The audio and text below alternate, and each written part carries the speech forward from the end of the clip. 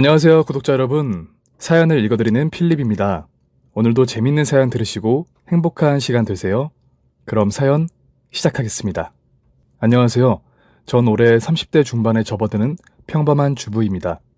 항상 이 채널에 올라오는 사연들을 보면서 때론 웃기도 하고 내 이야기인 양 화를 내기도 했는데요. 세상에 살다 보니 저에게도 정말 별의별 일이 다 생기더라고요. 그 이야기를 지금부터 풀어내보려고 합니다. 끝까지 재미있게 들어주시면 감사하겠습니다. 우선 저와 남편이 만났던 이야기부터 짧게 전해드릴까 합니다. 20대 때의 저는 자만추를 추구하는 사람이었습니다. 말 그대로 소개팅으로 연애를 하는 게 아니라 자연스럽게 만나 연애를 하는 것을 추구하는 사람이었죠. 그로 인해 저는 20대 중후반이 될 때까지도 제대로 된 연애를 한 번도 한 적이 없었고, 주변 친구들은 하나 둘씩 웨딩드레스를 입으며 유부의 세계로 떠났습니다. 남들 다 결혼할 때 혼자 솔로의 길을 걷고 있으니 어느 날 저를 불쌍히 여기던 친구가 이런 말을 하더라고요. 저기 예선아, 너 혹시 평생 솔로로 늙어 죽으려는 건 아니지? 그런 거 아니라고 말해줘. 빨리. 애가 뭐라는 거야. 나도 마음속으로는 결혼에 대한 환상을 가지고 있는 사람이거든. 솔로로 늙어 죽기는 뭘 늙어 죽어. 나도 백마탄 왕자님이 두둥 하고 나타났으면 좋겠다. 너희들 하나둘 시집 가고 나니까 나도 연애하고 결혼하고 싶어. 네가 안 만나는 건 아니고 나는 네가 하도 연애를 안 하길래 얘가 혼자 늙어 죽으려나 이렇게 생각했지. 그럼 너 소개팅해라. 나 몰라? 나 자만추야. 자연스러운 만남을 추구한다고. 인위적인 만남은 별로란 말이야. 연애하고 싶다며. 자연스러운 만남 추구는 개뿔. 좋은 말로 할 때 받아라. 좋은 기회 놓치지 말고. 사진 있어? 솔직히 자연스러운 만남을 추구하기는 했지만 친구들이 하나둘 시집을 가고 나니 저도 자연스럽게 외로워지더라고요. 언제까지 운명적인 만남을 기다릴 수도 없고 친구가 나서서 먼저 소개팅을 시켜준다고 하니 저도 거절할 이유가 없지 않겠어요? 조심스럽게 사진을 보여달라고 했는데 휴대폰 안에는 완벽한 제 이상형이 있었습니다. 딱히 생각을 해볼 것도 튕길 것도 잴 것도 없이 저는 바로 콜을 외쳤죠. 친구는 일사천리로 소개팅을 진행해 주었고 저희는 처음 연락을 한 그 주에 일요일에 첫 만남을 가지기로 했습니다. 저는 여성스러움과는 거리가 먼 사람이었고 구두며 원피스며 소개팅이나 데이트를 하기엔 적합한 착장이 하나도 없었기에 친구가 분홍색 원피스와 구두를 흔쾌히 빌려주었어요. 뽀샤시한 메이크업은 덤이었죠. 졸업식이나 면접을 볼 때 말고는 이렇게 작정하고 꾸며본 기억이 없는데 거울 속 제 모습을 보니 영 어색했지만 이런 모습도 나쁘지 않다고 생각했어요. 그렇게 불편한 발을 꼼지락거리며 약속 장소에서 그를 기다리는데 저 멀리서 사진과 똑같이 생긴 사람이 걸어오고 있는 겁니다. 운명적으로 직감했어요. 저 사람이구나. 그래서 저는 반가운 마음에 손을 막 흔들었죠. 안녕하세요. 여기에요, 여기. 안녕하세요. 먼저 나와 계셨네요. 죄송해요. 제가 먼저 나왔어야 했는데. 제가 오늘 너무 긴장을 했나 봐요. 배가 조금 아파서. 괜찮아요, 괜찮아요. 저도 방금 왔어요. 뭐 꼭 남자만 나와서 먼저 기다리라는 법 있나요? 누구든 먼저 온 사람이 기다리면 되는 거죠. 배는 뭐 괜찮으세요? 네, 괜찮아요. 식사 아직 안 하셨죠? 저희 밥부터 먹으러 갈까요? 이 주변에 맛있는 집 많은데. 좋아요, 좋아요. 전 다 잘 먹으니까 가시는 대로 따라갈게요. 보통 남녀간의 첫 만남이라 함은 파스타나 스테이크 같은 음식을 고상하게 먹으면서 내숭을 떠는 거라고 배웠는데 저와 그는 첫 만남에 골목에 위치한 김치찌개 집으로 가 맛있는 돼지김치찌개 정식을 먹었습니다. 차라리 다행이라고 생각했어요. 사실 저는 그런 거 별로 안 좋아했거든요. 한국인이라면 역시 이런 음식을 먹어줘야지. 이 사람 어쩌면 나랑 운명일지도 모르겠구나 라는 생각을 식사 내내 지울 수가 없었어요. 그렇게 그와 많은 대화를 나누고 집으로 돌아오는 길. 이렇게 마음에 드는 사람은 처음이기도 했거니와 그를 놓치기 싫은 마음에 저는 조금 성급하게 행동했습니다. 만난 지 하루 만에 그에게 전화를 걸어 고백을 해버렸지요. 그런데 이 마음은 비단 저뿐만 아니라 그도 같은 생각을 하고 있었던 모양이었습니다. 이런 건 원래 남자가 말하는 거라고 했는데 사실 아까 집 갈 때 말하려고 했었는데 제가 좀 오버하는 건 아닌가, 너무 이른 건 아닌가 싶어서 말 못했거든요. 제가 조금 소심한 편이라. 참나, 뭘 그런 걸 고민하고 그래요? 그냥 화끈하게 확 질러버리지. 그럼 거기서 바로 대답했을 텐데. 예선 씨는 정말 화끈하신 분이네요. 대화를 나눌수록 확 끌리는 느낌이라 너무 좋은 것 같아요. 제가 배울 점도 많고. 저랑 연애하면 성격 바뀌실 거예요. 앞으로 많이 알아가고 또 많이 사랑해봐요, 우리. 그렇게 제 30대의 시작을 그와 함께 하게 되었습니다. 사실 잘 모르는 상태에서 시작을 해버렸기에 조금 불안하고 어설픈 것도 많았지만 그와 함께하는 하루하루는 정말 행복했어요. 그의 성격이 온순하고 착한 것도 있었고 많은 부분들을 배려해주는 것도 있었기에 아마 더 그랬던 걸지도 모르겠네요. 그리고 저와 이 남자는 1년 반을 연애한 끝에 결혼을 약속하게 되었지요. 나랑 결혼하겠다고 말해줘서 고마워. 멋들어지는 프로포즈는 아니지만 그래도 앞으로 살면서 죽을 때까지 내가 행복하게 해줄게. 사랑해. 멋진 프로포즈가 아니면 어때? 우리가 이렇게 사랑하는데. 그나저나 자기 어머님 아버님이 나 늙었다고 안 좋아하시면 어떡하지? 저기 미안한데 우리 동갑인데 그럼 나도 늙은 건가? 그리고 그럴 일 없어. 우리 부모님이랑 동생들이 자기 엄청 궁금해해. 헐, 정말? 나 별로 안 예쁜데 얼굴 보자마자 실망하면 어떡해? 실망이라니 무슨 그런 소리를. 무슨 상황이든 자기가 생각하는 그런 일들은 안 생길 거니까 걱정하지 마셔. 두근 반, 세근 반. 너무 긴장해서 심장이 두근거리는 소리가 귀에까지 다 들릴 정도였어요. 31살이긴 했지만 어쩌면 조금 늦은 나이라고 생각하실 수도 있겠다 싶어 혹시라도 실망하시지는 않을까 걱정했지만 이 모든 것은 저의 쓸데없는 기우였습니다. 돈다발을 내밀며 우리 아들과 헤어져 라든지 혹은 과일 깎아봐라 설거지해라 같은 상황은 다행스럽게도 일어나지 않았고 되려 저는 사랑만 듬뿍 받았답니다. 야야, 재영아, 너 진짜 저라고 살아야겠다. 어디서 이런 예쁘고 착하고 다 완벽한 애를 데리고 왔어? 내 말이 그 말이여. 저놈 성격이 저리 물러가지고 어디 만나주는 여자나 있겠나 싶었는데 우리 집에 완전히 복덩이를 가지고 왔구만. 아가씨가 우리 집 복덩이요, 복덩이. 정말요? 그렇게 말해주시니까 제가 너무 부끄럽고 행복해요, 아버님, 어머님. 진짜 굴러들어온 복덩이가 될 수 있게 앞으로 저희 정말 잘 살게요. 어머님, 아버님은 저를 진심으로 정말 예뻐해 주셨습니다. 제가 걱정했던 게 머쓱해질 정도로요. 그런데 문제는 다른 곳에 있었습니다. 바로 남편의 막내 동생, 그러니까 저에게는 막내 도련님이었죠. 둘째 도련님은 남편과 성격이 비슷해 보였는데 이상하게 막내 동생은 어딘가 잘못된 것 같았습니다. 온통 순한 이 집안 사람들 속 오게티 같아 보였죠. 찐따 같은 게 결혼도 못할 줄 알았더니 어찌저찌 여자 데리고 와서 결혼은 하네? 뭐야, 규영이 집에 있었니? 그런데 왜 인기척이 없었어? 엄마는 너 집에 없는 줄 알았다. 자고 있었는데 밖이 소란스럽길래 나와봤지. 저분이야? 형이랑 결혼한다는 사람이? 네, 맞아요. 재영씨 막내 동생이시죠? 안녕하세요. 이야기 많이 들었어요. 아, 정말요? 제 이야기 많이 들었어요? 우리 찐따가 막 제 욕하고 그래요, 밖에서? 욕은 무슨 욕이야. 그런 말 안 했어. 괜히 분위기 망치지 말고 들어가서 자던 잠이나 마저 자. 내가 분위기를 망치기는 뭘 망쳤다고 그래. 웃기는 형이네? 뭐 아무튼 이왕 오셨으니까 좋은 시간 보내다 가세요. 앞으로 자주 보겠네요. 잘 부탁드립니다, 형수님. 머리는 길게 기른 채 까치집이 되어 있고 목이 늘어난 하얀 티셔츠와 트렁크 차림으로 막내 도련님과 첫 만남을 가지게 되었습니다. 어딘가 모르게 비아냥거리는 말투에 상당히 기분이 더러웠지만 앞에 시부모님 되실 분들도 계시니 시종일관 웃는 표정을 유지했어요. 평소에 제 성격이었다면 아마도 저 머리통을 끄집어 당겨서 박박 당겨 놓았을 텐데 참 잘 참았다고 스스로를 칭찬해 주었답니다.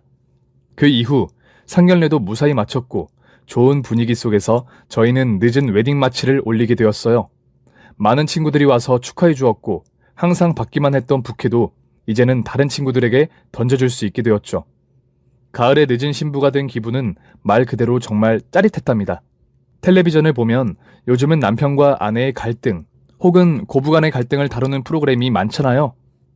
저도 결혼을 하고 나면 시어머님과 저런 일이 생기지는 않을지 혹은 남편이 갑자기 성격이 돌변하여 저와 물고 뜯고 싸우지는 않을지 내심 불안했어요. 하지만 다행스럽게도 저의 결혼 생활은 행복 그 자체였답니다. 남편은 여전히 배려 깊은 사람이었고 시어머니는 굉장히 다정하고 좋으신 분이셨어요. 제가 좋아하는 반찬을 기억하시곤 따로 반찬을 만들어 저희 집으로 갖다 주실 정도였답니다. 아가, 너 매실장아찌 좋아하지? 그럼요, 어머니. 없어서 못 먹을 정도인데요. 오징어 볶음이랑 연근조림도 좋아하고 맞지? 와, 어머님은 어떻게 그런 걸 다 기억하고 계세요? 신기하다. 어떻게 까먹겠니? 사랑하는 우리 첫째 며느리가 그렇게나 잘 먹었던 반찬들인데 처음 우리 집 이사 왔던 날 내가 만든 반찬들 잘 먹어줘서 얼마나 고맙던지. 그래서 내가 따로 담아서 만들어 왔다. 네? 아니, 지금 오고 계시는 중이세요? 왜? 혹시 너 집에 지금 없니? 아니요. 그게 아니라 오시는데 힘드셨을 것 같아서요. 진작 말씀해 주셨음 모시러 갔을 텐데. 얘는 뭔 소리를 하는 거야. 누가 보면 너희 집에서 우리 집까지 천리만리 되는 줄 알겠다, 얘. 버스 20분만 타면 금방인데 뭐가 힘들어. 아무튼 이제 올라가니까 기다리고 있거라. 반찬을 손수 만들어 갖다 주실 정도로 다정하신 시어머니의 사랑을 듬뿍 받으며 살아가던 어느 날, 남편에게서 둘째 도련님의 결혼 소식을 듣게 되었습니다. 헐, 둘째 도련님이 결혼을? 대박, 만나는 분이 있었구나. 맞아. 엄마 말로는 이미 상견례도 다 끝났대. 부모님들끼리만 뵙고 왔다고 하시더라고. 아, 아쉽다. 나도 궁금했는데. 잘 끝난 거 보면 동서될 사람도 좋은 사람인가 보네. 나 결혼한 지 8개월 만에 손아랫 동서 생기는 거라 내심 기대도 되고 친하게 지내야지. 결혼 8개월 차, 저는 처음으로 손아랫 동서가 생겼습니다. 그 당시에는 한 번도 만나보지 않았기에 성격이 안 맞으면 어떡하나 걱정도 되었지만 결혼식장에서 마주친 동서는 정말이지 사랑스러움으로 무장된 사람이었어요. 동글동글한 얼굴에 예쁜 눈웃음, 귀여운 목소리까지. 같은 여자가 봐도 반할 정도였지요.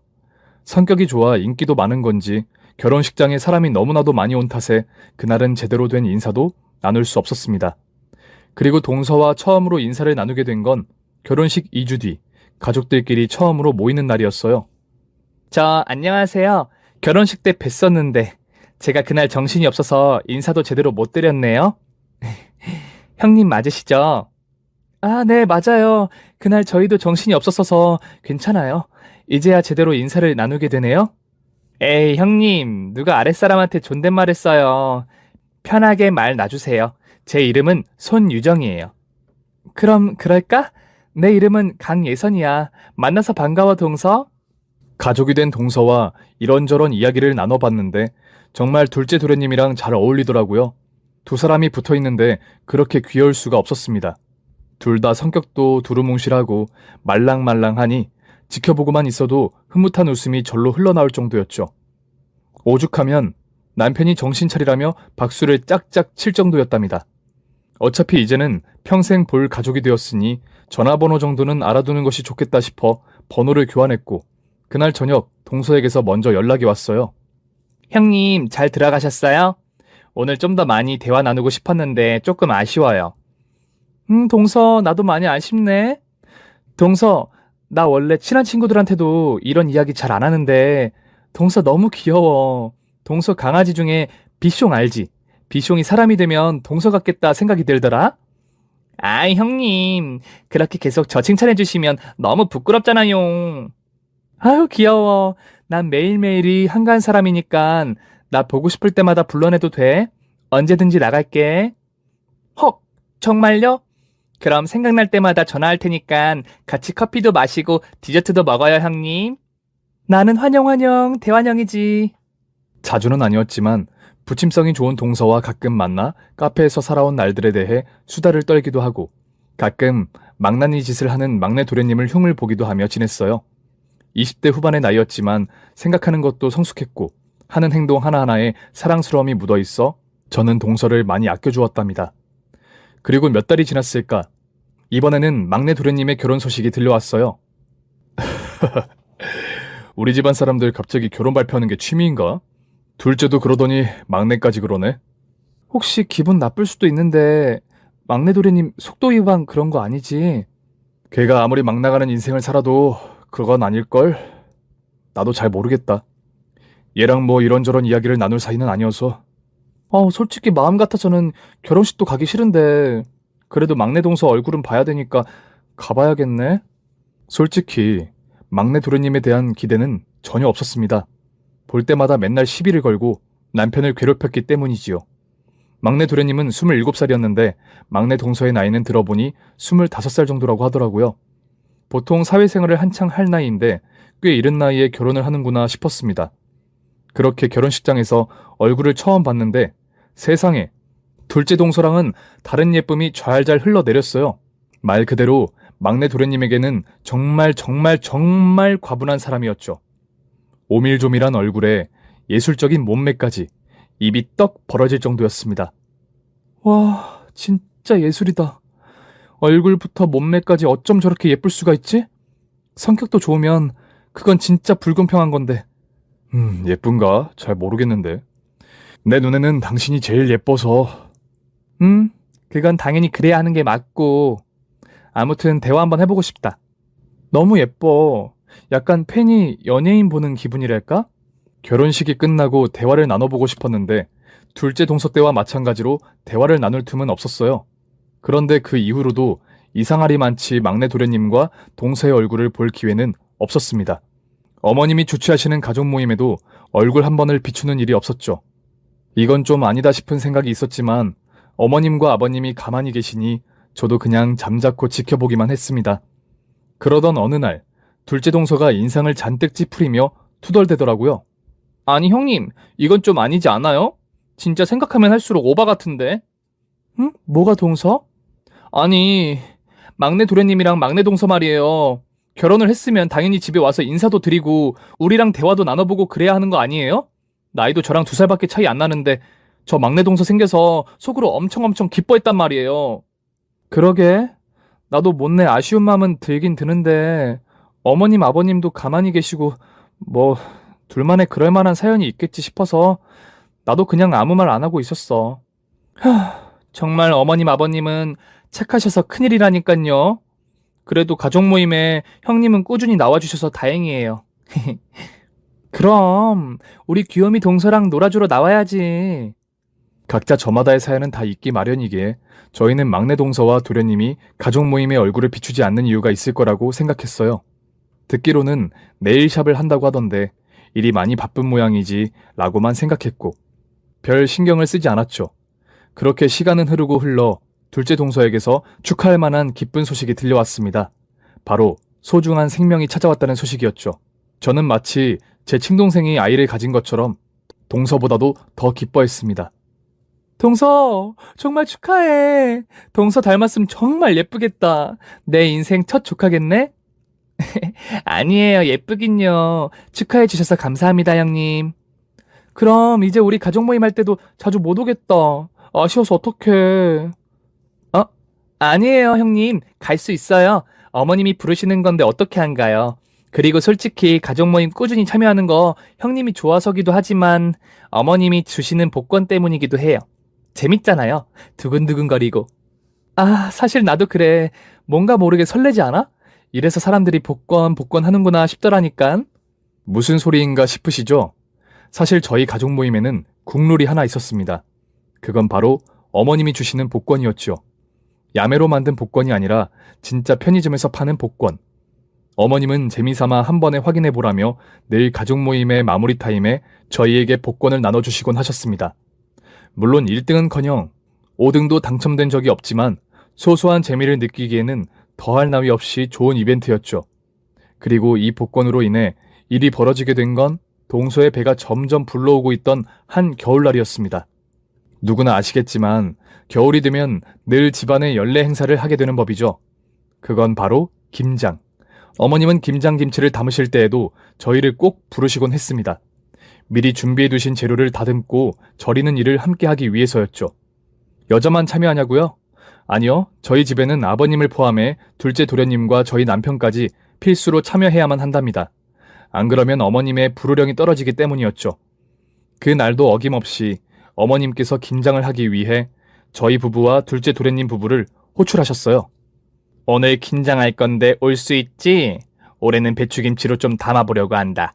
너랑 유정이랑 잘 먹으니깐. 와, 배추김치는 김장의 정석이죠, 어머님. 말해 뭐 하겠어요.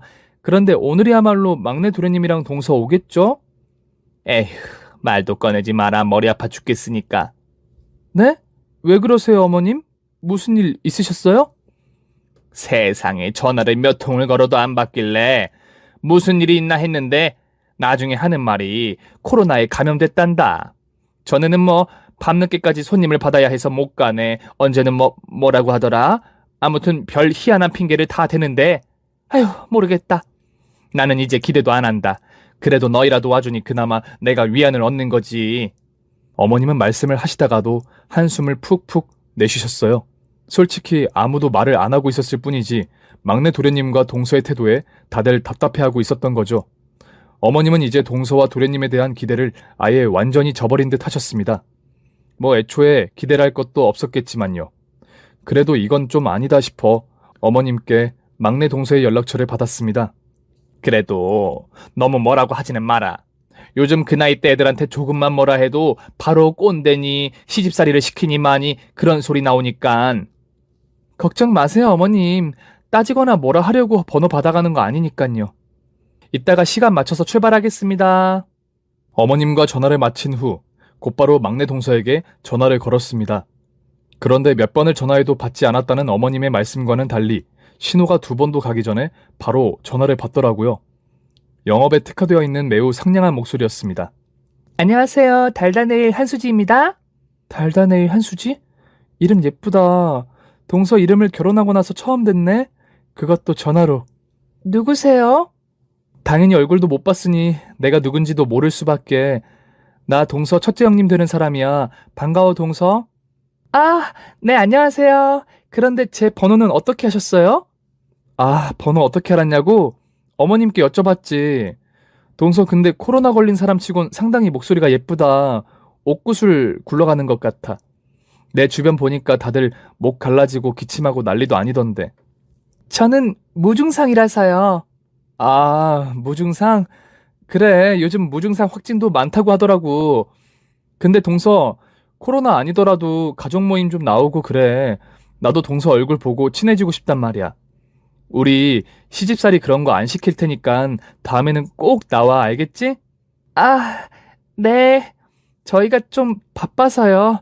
다음에 시간 되면 그때 가든지 할게요. 그래, 그래, 동서. 다음에는 꼭 만나는 거야. 몸조리 잘하고 다음에 보자. 막내 동서는 아무런 대답 없이 전화를 뚝 끊어버렸습니다. 그제서야 막내 동서가 어떤 사람인지 대충 감이 잡히더라고요. 개차반인 막내 도련님과 성격이 비슷하겠다. 끼리끼리겠구나 라는 감. 그래, 얼굴이랑 몸매가 완벽하면 어딘가 하나는 하자가 있어야지. 사람이 너무 완벽해도 재미가 없잖아요? 그래도 이렇게까지 말했으니 정신은 차렸겠지 생각하며 어머님 집으로 향해 김치 담을 준비를 하고 있을 때쯤 둘째 동서에게 전화가 왔습니다. 형님, 저 지금 어머님 댁 가고 있는데요. 응? 오늘 동서도 오는 거였어? 아니, 입덧 안 해? 몸 안 힘들어? 힘들면 안 와도 괜찮은데. 바늘 가는데 실 따라간다고 형님이 가시는데 제가 빠질 수는 없죠. 그나저나 형님, 제가 방금 뭘 본 줄 아세요? 응? 뭘 봤는데? 목소리가 떨린 거 보니 뭐 연예인이라도 봤어? 차라리 연예인이면 다행이죠. 바로 저희 가족 앞에선 얼굴 한 번 안 비춘 막내 동서랑 막내 도련님을 봤어요. 에? 무슨 소리 하는 거야, 동서? 오늘 막내 도련님이랑 막내 동서 코로나 확진됐다고 못 온다고 했었는데? 아닌데. 분명히 막내 도련님이랑 동서였는데. 저희 남편도 똑똑히 봤거든요. 에이, 아니야. 아무리 그래도 그런 걸로 거짓말을 했겠어? 잘못 본 걸 거야. 아유, 동서, 몸 힘들 텐데 조심히 와. 분명히 동서가 잘못 본 걸 거라며 너스레를 떨고는 전화를 끊었지만 한편으로는 찝찝한 기분을 숨길 수가 없었어요. 제가 사람을 너무 잘 믿는 건지 순수한 건지 그럴듯한 핑계를 대고선 안 오는 게 아닌지 머릿속에서는 여러 가지 시나리오가 뱅글뱅글 돌고 있었지만 굳이 서로 피곤하게 의심을 하고 싶지는 않았어요. 그리고 화목하게 김장을 마무리하고 여느 때와 같이 복권 한 장을 받아들고서 집으로 돌아가는 길. 다시 한번 둘째 동서에게 전화가 왔습니다. 동서. 형님! 완전 대박, 대박, 대박, 대박 사건이에요. 뭐야, 뭔데? 뭐, 건물이라도 무너졌어? 아니, 무슨 일이야, 어? 가다가 타이어 펑크 났어? 아니요, 형님. 제가 카톡으로 사진 한 장 보냈거든요? 확인해보세요, 얼른. 둘째 동서는 상기된 목소리로 저에게 소리를 질렀고 저는 정말 무슨 일이라도 난 건가 싶어 급히 카카오톡을 확인해 보았어요. 그런데 동서가 보내준 사진 속에는 서울에서 가장 비싼 오마카세라 소문이 자자한 곳에서 나오는 막내 도련님과 동서의 모습이었습니다. 이게 뭐야? 이거 어디서 찍었어? 아니, 집 가다가 아이스크림이 너무 먹고 싶어서 중간에 마트 들리려고 했거든요? 그런데 저 두 사람이 저기서 나오는 거 있죠? 세상에 제가 기가 막혀서 형님, 진짜 미친 거 아니에요? 아무리 집안 행사에 오기 싫다고 하지만 어떻게 그런 거짓말을 쳐요? 머리가 아프다, 머리 아파. 설마 했는데 진짜 거짓말이었을 줄은. 형님, 막내 동서 연락처 아세요? 제가 전화해서 아주 따끔하게 혼쭐을. 아니, 동서는 가만히 있어. 뱃속에 애까지 품고 절대 안정 취해야 할 사람이 괜한 언성을 높이면 안 되지. 내 선에서 처리할게. 그런 말이 있잖아요. 사람이 너무 화가 나면 되려 굉장히 차분해진다는 말. 그날 동서에게 사진을 받아들었을 때 제 상태가 딱 그러했습니다. 화가 머리끝까지 차올랐지만 분노를 터뜨릴 수는 없는 상태. 그리고 심호흡을 한 번을 하고 둘째 동서와 전화를 끊자마자 막내 동서에게 전화를 걸었어요. 이제는 제 번호를 알아서 그런지 전화를 바로 받지는 않더라고요. 저는 불굴의 의지로 계속해서 전화를 걸었고 13번째 걸었을 때쯤 짜증스러운 목소리가 들려왔습니다. 아니, 형님, 상도덕이라는 것도 없으세요? 지금 시간이 몇 시인데. 미안, 동서. 자고 있었어? 네, 지금 시간을 좀 보세요. 그렇구나. 꽤 일찍 잠에 드네? 다름이 아니라 내가 좀 놀라운 걸 하나 봐서. 뭐요?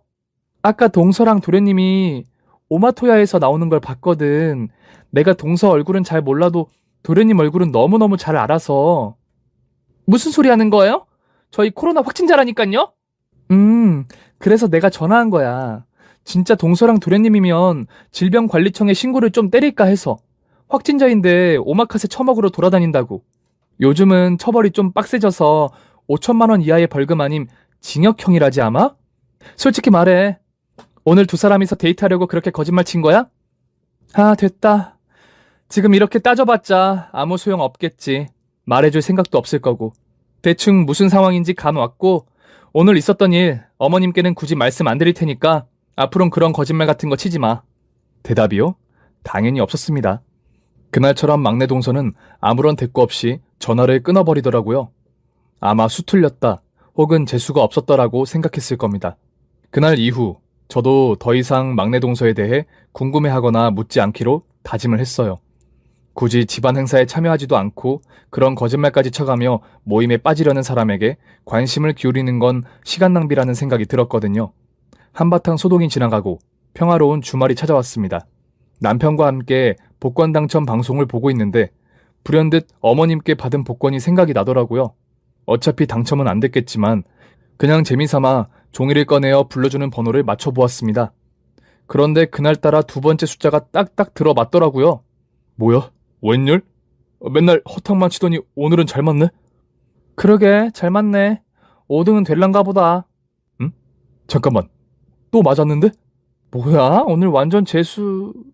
세 번째 번호, 네 번째 번호, 다섯 번째 번호와 추가로 뽑은 번호까지 제가 받은 복권의 번호가 하나도 빠짐없이 다 들어맞았습니다. 네, 맞아요. 제가 복권 1등에 당첨된 것이었습니다. 복권 당첨 방송은 끝났는데 저희 부부는 정말 멍청이 텔레비전 화면과 손에 쥐어진 복권만 번갈아 보고 있다가 서로 누가 먼저랄 것도 없이 소리를 질렀어요. 와! 1등! 여보, 우리 로또 1등이지? 1등 맞지?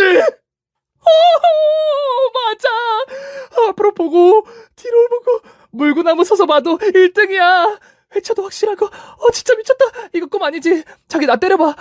아니야, 꿈 아니야. 나 방금 꼬집어봤는데 완전 아팠어. 와, 우리가 1등이라니 진짜 미쳤다. 그렇게 한참 남편과 방방 뛰다가 어머님께 연락이 왔습니다.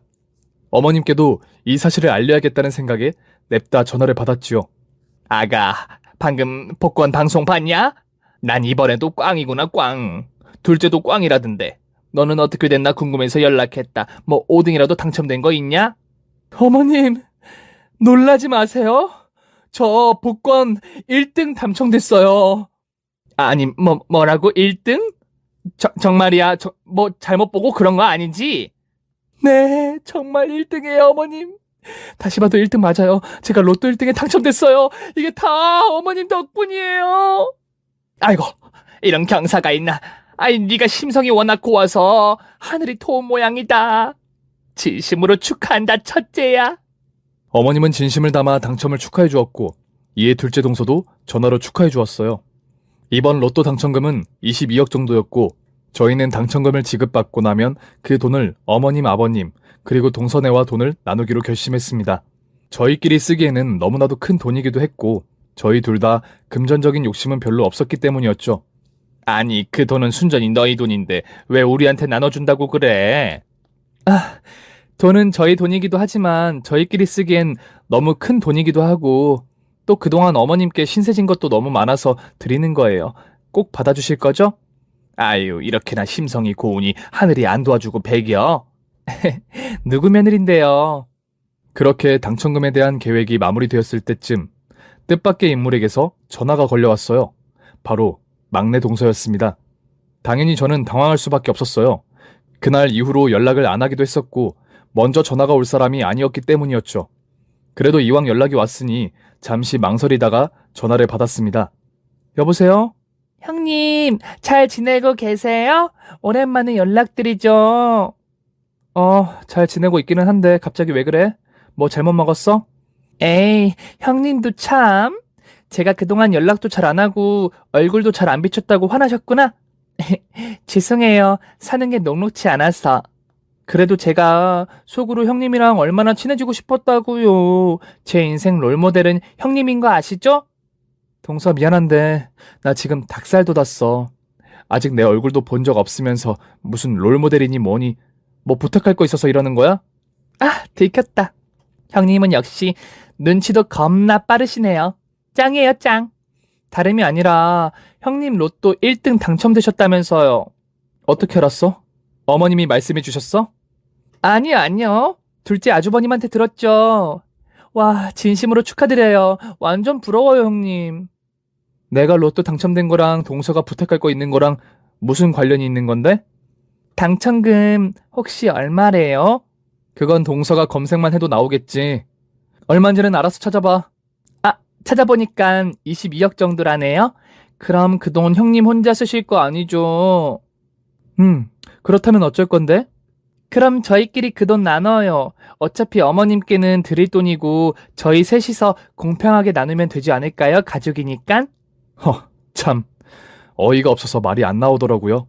가족 모임은 고사하고 거짓말까지 쳐가며 요리조리 빠져나가던 주제에 로또에 당첨됐다는 소식을 들으니 돈 욕심은 나던 모양입니다. 저는 늘 막내 동서가 그랬듯이 그 말에 대답을 해주지 않고 자동으로 녹음된 전화 내용을 어머님께 전송해드렸어요. 아주 된통 당해보라는 심보이기도 했고 제대로 된 참교육이 필요해 보여서이기도 했죠. 내용을 들으신 어머님께서는 아주 극대노하셨습니다. 세상에, 양심이 없어도 정도껏 없어야지 뭐 이런 년이 다 있다냐? 넌 그걸 그대로 듣고만 있었어? 아주 쌍욕을 퍼부어버리지. 아휴, 그랬다가는 제 입만 더러워지죠, 어머님. 어떡할까요? 막내 동서한테도 돈 나눠줄까요? 미쳤니? 그 돈이 어떤 돈인데. 안 되겠다. 이것이 어리다고 내가 하나씩 눈 감아주니 세상 무서운 줄 모르고 감히 누구 돈을 탔네? 아주 제대로 정신을 차리게 만들어줘야겠다. 그리고 어머님께서는 이틀 후 복권 당첨금에 대해 할 말이 있다며 남편들을 빼고 저와 둘째 동서 그리고 막내 동서를 집으로 부르셨습니다. 평소에는 이런저런 가짜는 핑계를 대면서 모임에 빠졌던 막내 동서도 복권 당첨금이라는 이야기를 들으니 군말 없이 오더라고요. 둘째 동서는 눈알이 빠져라 막내 동서를 노려보았고 저는 조용히 동서의 손을 잡아주었습니다. 집에는 잠시 무거운 정적이 흘렀다가 어머님께서 입을 여셨어요. 자, 너희도 알겠지만 첫째가 로또에 당첨이 됐다. 그리고 그 당첨금을 우리 식구끼리 공평하게 나누자는 이야기가 있었고 둘째랑 막내도 이야기 들었지? 그럼요, 어머님. 제가 가족 모임에 꾸준히 참석했어야 하는데 그동안 얼굴도 많이 못 비추고 두 형님께 얼마나 죄송한지 몰라요. 응, 전혀 죄송한 표정이 아닌데? 아무튼 당첨금 나누는 금액은 결정된 거 아니에요? 되도록 어머님께서 정해주셨으면 좋겠는데 아버님께서는 저희 남편을 아끼시니까 저희한테는 조금 더 얹어주시려. 어머님, 지금 뭐 하세요? 그걸 왜, 어머님! 분위기 파악도 못하고 조불조불 떠들고 있는 막내 동서를 빤히 쳐다보던 어머님께서는 참다 못해 자리에서 일어나신 뒤 주방에 있는 굵은 소금을 한 주먹 쥐어 막내 동서의 얼굴에다 뿌리기 시작하셨어요. 막내 동서는 아주 기겁을 하면서 제 뒤로 숨었는데 저는 보란듯이 휙 피했습니다. 어머님, 이게 얼마짜리 옷인 줄 아세요? 자그마치 500만 원이에요. 카르티에 한정판인데. 미안하지만 거기까지는 내 알 바 없고 당첨금은 우리끼리 나누기로 했으니까 그렇게 알아. 지금 무슨 소리 하시는 거예요? 저희도 이 집 식구인데 그럼 당첨금 나눠받을 권리 있는 거 아니에요? 혹시 뇌는 집어넣고 말하는 거야? 말하는 한마디 한마디에 생각이 없는 게 너무 티나는 거 아니야, 동서? 나이 25이면 어느 정도 개념이 박혀있고 생각이라는 게 있어야 하는데 그런 것도 없고 그저 돈에만 관심이 있으니 참 한심하다, 한심해. 형님이 돈 주인이시니까 형님이 뭐라고 말 좀 해보세요. 내가 여기서 무슨 말을 해? 그리고 막내 동서, 불쌍해서 어떡하니? 이제 아버님도 손 놓으신 모양이던데? 그게 무슨? 네, 말 그대로였습니다.